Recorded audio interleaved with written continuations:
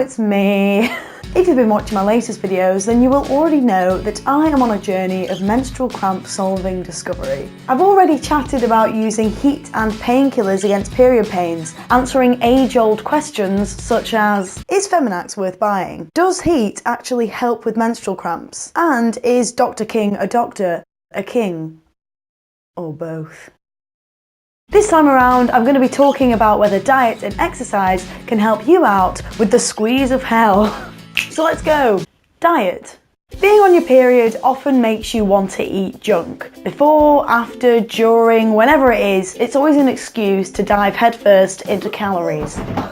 Unfortunately, I'm here to be the bearer of bad news and say that one way out of period pain city might actually be to eat better. A quick Google of can my diet help my period pains leads to quite a lot of food-based cure claims, so I've gone over them to have a little look if any of them have any backing from proper scientific studies. And here is what I have discovered.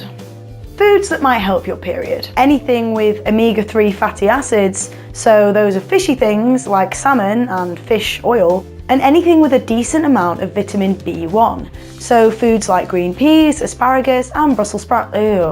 Okay, so green peas and asparagus. Now, it's worth bearing in mind that such dietary changes might not have an immediate effect. In the study I looked at, for example, omega-3 and vitamin B1 were taken as supplements for 2 months before any effects were measured. And also notice that I said supplements.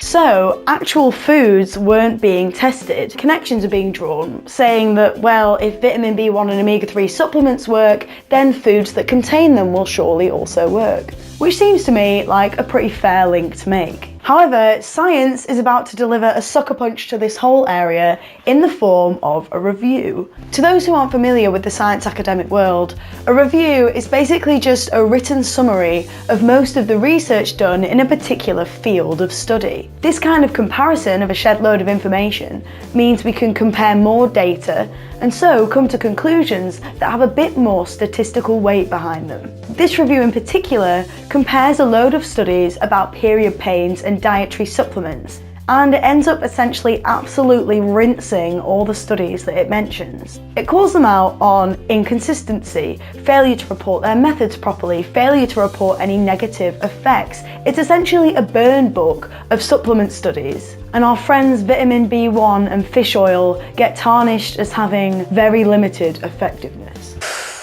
Ooh, that's harsh. In the end, the review concludes that there's no evidence of high enough quality to support the effectiveness of dietary supplements against period pains.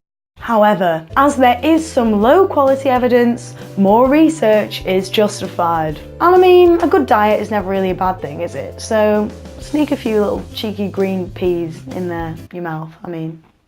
Give peas a chance. Anyway, although eating well is perhaps something you might not feel like doing when you're on your period, here's something that you might feel like doing even less. Exercise. When I was at school, sometimes in our PE lessons you'd have to do swimming. Now, I have not enjoyed swimming ever since I was 11 and had to get hooked out of the deep end of a pool with one of these. But of course, the best way to get out of swimming when you're an awkward teen is to use the safe word. Period. Then your teacher of course accepts that you can't possibly swim and sends you to do exercise in a little area of sort of menstrual exile by the side of the pool. Confession time, I actually sometimes would lie about being on my period. Sorry Miss Entwistle, I just couldn't face the shame of the swim. But often I was legit on my pee-pees and in quite a lot of pain. And Miss Entwistle used to say with genuine empathy that exercise helps.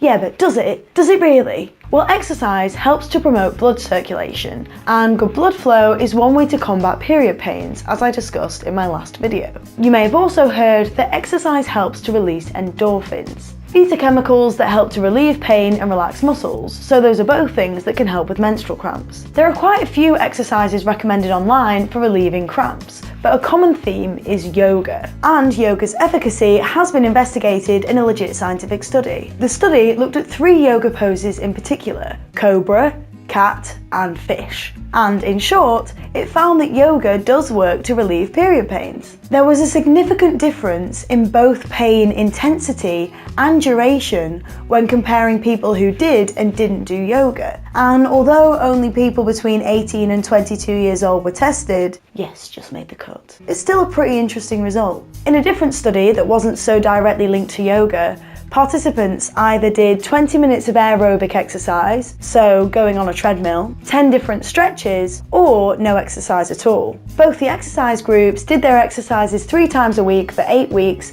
and they showed a reduced level of period pain when compared to those who did no exercise. And this study even branched out its age range a little bit too, including 18 to 30-year-olds. How nice of them. Similarly with the diet effects though, because of the way the studies have been carried out, we can't be 100% sure if exercise helps right away or if it's this prolonged regular exercise that relates to reduced pain. But all in all, exercise looks like a pretty decent option to help relieve cramps. Fancy that! A good diet and exercise might have beneficial effects on your body. Someone call the Nobel Committee because I've made a revelation. So there we go, my journey of period pain helping discovery has come to an end. I can now send you off into the world ready to either combat your own cramps or help somebody get through theirs. And the way to solve period pains is, in summary, to have some ibuprofen, lysine, cuddle your hot water bottle, nibble some salmon with an asparagus side whilst you're in the downward dog position. It's been a heck of a journey, so if you've made it this far, then I'd like to thank you. There will be more videos on my channel, not period pain related most likely, but just on any bits of human biology and psychology that I find quite interesting. And if you have an idea for what you'd like to hear a video on, then I would love to hear it. You can pop it in a comment below or send me a tweet. Finally, if this video makes your thumb spontaneously do this, then why not give it a like? If you want to see more of my videos and my face, then click the subscribe button. And if you know someone who gets hella bad period pains, then point them in the direction of this playlist. Maybe I can help. I just want to help. All that's left to say is thank you so much for watching, have a lovely day, and remember to keep fighting the good fight against period pains. And here's the summary for this video, read it and weep. No, wait, don't weep, don't do that.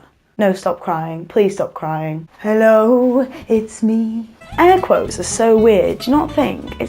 No, it's worth to bear in mind. It's a blank piece of paper. And our friends vitamin oil. Vitamin oil? What is vitamin oil? Get me some of that. It sounds great. I don't really know what I'm doing.